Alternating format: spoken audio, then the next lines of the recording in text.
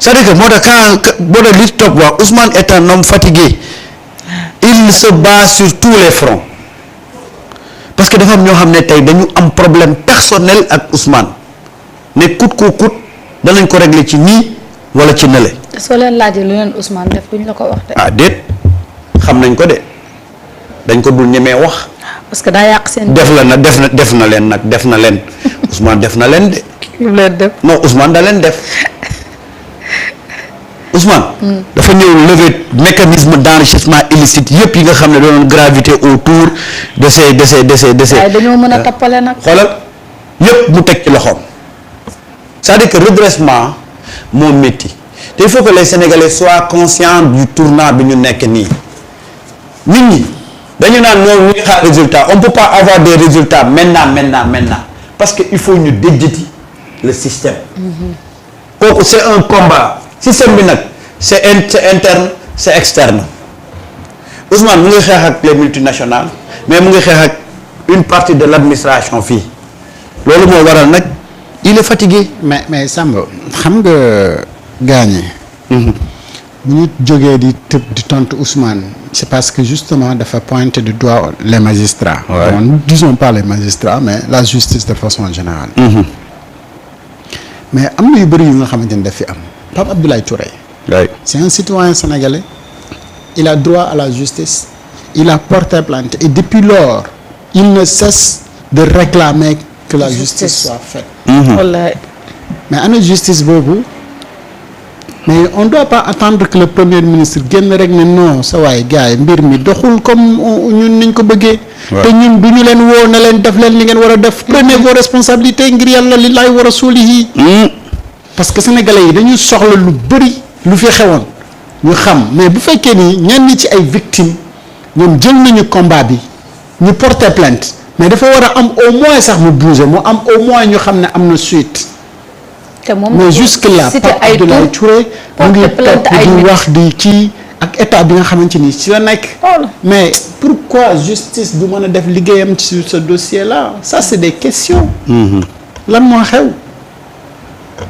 mais am na ñeneen ñi nga xamante ni c'est des victimes ci foofu mais jusque là aussi dañu bëgg ñu xam lan moo xew exactement. ouais surtout dóor yu métti yi ñu ko dóor ak ñu ko torturé. waaw la torturé. mais kooku.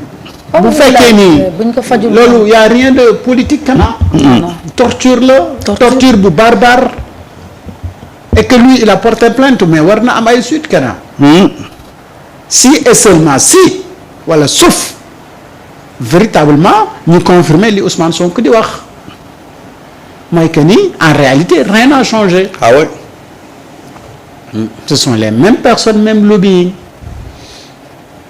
donc suñu bëggee affaire bi avancer mais dañuy defi jéego ñu xam ne aujourd'hui kat on est en période où les magistrats voulaient faire leur travail correctement mais dafa am benn exécutif bu leen ko doon empêcher aujourd'hui am nañu cette liberté là donc ils ont la liberté de faire leur travail correctement sans kenn intervenir ci et là suñu ko defee mais les choses vont bouger et bu ko defee mais on n'aura plus le président de PASTEF di ñëw pour wax. parce que il faut qu'on puisse identifier qui parlait. c'est pas Ousmane Sonko premier ministre qui parlait. Ousmane Sonko premier ministre a justement parlé dans cette déclaration mais ci benn moment. quand il parlait du voyage de Chine.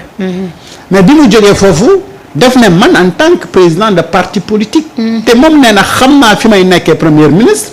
xam naa fi may nekkee président parti politique. xam naa fi may nekkee citoyen simple. et bi may bind le ministre de la justice dama ko bind en tant que citoyen simple. du soxla ay dossiers mi nga xamante ni gàll nañ ko ci ndodnam yépp mu leer mais mu leer te bu ñu demee ba woo ko mu summi fële yére premier ministre bi sànni ko fële. dem wuy ji parce que dafa bëgg mu leer. au-delà de tout. parce que dafa am li nga xamante ni c'est question morale entre moom ak sa famille. absolument dit parce que beaucoup de gens après wax nañ ko fii ne woy seet bi def na nii parce que nii ak nangam sangam tous ces problèmes là mais c'est ay tuuma la rek. te tuuma yooyu noonu kenn rek moom moo ko mën a dimbali ci conscience am mu tranquille sa famille tranquille ci conscience boobu mooy la justice. ça c'est un. deuxièmement mais am na ñu nga xamante ni ba léegi ñuy continuer di gunge soit c'est des alliés soit c'est des sympathisants wala yi mais yenn saa yi ñu am yenn réserve yenn doute ci yenn dossiers yu nga xamante ni dañ ko teg ci Ousmane Sonko. mais kan moo ko mën a dimbale ci loolu mooy que la justice soit faite ñu xam ndax dëgg wala du dëgg. Et mais cette personne-là, vous dites que il n'a pas le droit, lui, de réclamer justice.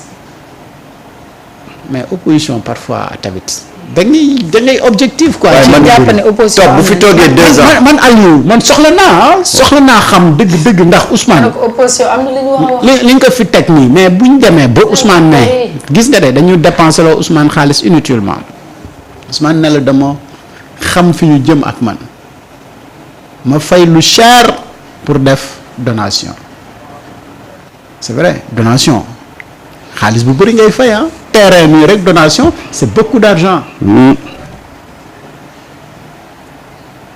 Moi j'en sais quelque chose c'est beaucoup d'argent ak ay procédures yu gudd mais loolu bu fekkee ni yaa ngi ko poussé nit mu dem ba def loolu et aujourd'hui on a un premier ministre qui n'a pas de maison waaw këram la dëkk de këru boppam. non on a un premier ministre qui n'a pas de maison dëkkul këram. fu mu dëkk. amul kër. nee na la këram joxe na ko. Ousmane Sonko amul kër loolu la wax joxe na ko de. mooy que ni boo demee léegi OFNAC ci déclaration de. patrimoine am. dafa fekk maison waaw. parce que amatul ñan ñoo ko dugal ci loolu. ñoom ñi toog. donc aujourd'hui bu fonction premier ministre génnee këru jàmbur lay dem dëkk dañ koy héberger.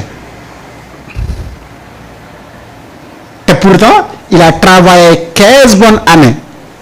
dur labeur. ci ñaxam honnêtement pour am kër gu mu tabax.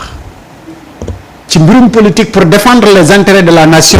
gars yi poussé nañ ko ci ba amatul kër. c'est vraiment c'est lii la ñuy wax insolite. mais kooku ngeen dugal ko ci génn boobu ba pare ngeen ne non moom il n'a pas le droit de réclamer la justice. waaw.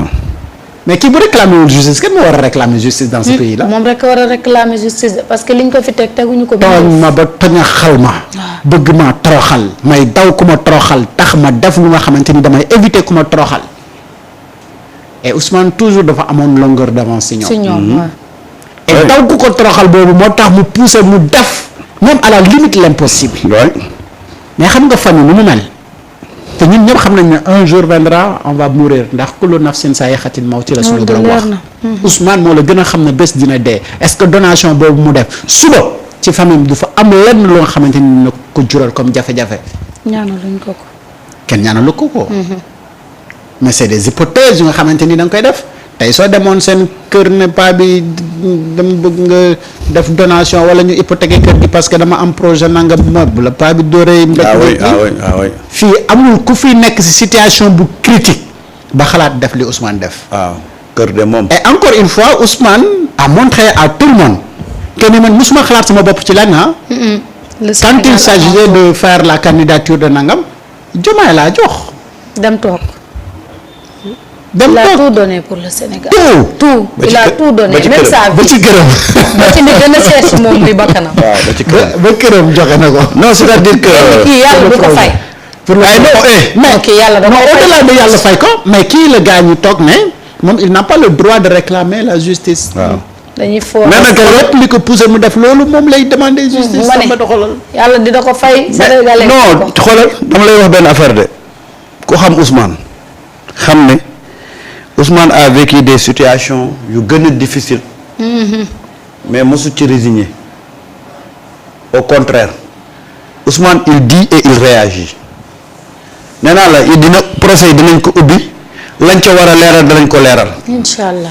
parce que aujourd'hui Ousmane bu toogoon nii deuxième année deful dara ci dossier bi opposition bi commencé ne du am na tous les moyens pour leeral dossier yi lu tax leeralu ko. leeralu ko. moom la ñuy jël campagne. moom la ñuy jël campagne. gis nga élection législative yi non locales yi autant pour moi si la ñu naroon a sukkandiku jël ko def ko seen arme de guerre. waaw moom lañ naroon jël. Ousmane ne waaw du moom moo doon wax ne dañ ko tuumaal dañ ko comploter. te aujourd'hui am na les coups de franche. pourquoi du jël les décisions pour ñu ouvrir procès bi Ousmane il va rectifier lépp loo xam ne tey rëq-rëq la ci plat ci penc bi. mais nag toujours dafay préparer les esprits.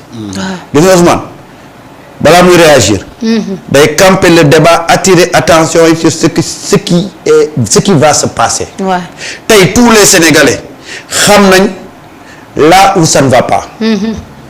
ci suba fajar bi rek bi ma jógee noonu maa ngi suivre benn micro trottoir boo xam ne benn kii moo ko def site doon laaj Sénégalais un peu par rapport à la sortie de Ousmane Sonko par rapport ci dossier judiciaire yi mais paa yeeg maire yeeg xale yu jot yëpp interview li ñu wax mooy Ousmane li mu wax loolu moo war a am. ndax ñëpp bëgg mu leer. c'est-à-dire que préparer na les Sénégalais yi préparer na leen ci ce qui va se passer c'est un très bon communicant. Ousmane il anticipe. Non, il est fatigué mais il n'est pas affaibli. Il est fatigué mais il n'est pas affaibli. Ousmane garde toujours son statut de leader incontournable ci paysage politique bi mais ku gis nit mu sonn danaan kii sonn na parce que il est sur beaucoup de fronts. Sur beaucoup de fronts. tey wax nga ko démb nous sommes en bras de fer avec Woodside. Woodside ku ko xam dooleem ci àdduna te danañ ko topp ba mu jeex. waaw duñ ko may dara de. Ousmane mu ngi am bras de fer ak gars yi nga xam ne lu jëm ci wàllu passation de marché yeeg. appel d'offres yooyu yëpp gis nga ko taayal rek la fi doon wax ne pour que gars yi commencé di def ay séminaire de formation ci ni ñuy présenter les appels d'offres ak tout ça. mu ngi foofu. il est partout di ubbi ay front mu dem nag ba question personnelle interpellé ko. en tant que Ousmane citoyen muy doo dossier des tuuma parce que gis nga yooyu dafay peser ci conscience nit. wallaay tuuma dafa métti. dafa métti ak a métti surtout nag ay histoire yu cocasse